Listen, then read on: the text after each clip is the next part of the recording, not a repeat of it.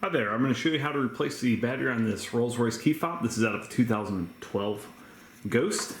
And the process is pretty simple. You just need your new battery. It takes a 2450. I got that off Amazon. It's pretty inexpensive. And then also I've got this little cell phone repair kit.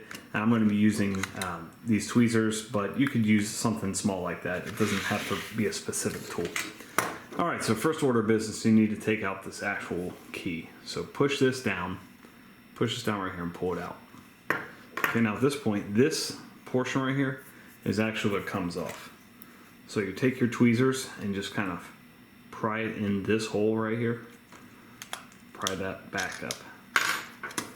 Alright, now at this point, take your tweezers or something small, pop that out, and take your new battery, goes in like that, push it down, stays in there pretty good, and then this lip goes right in there, give us a light squeeze, put your key back, and you're all set.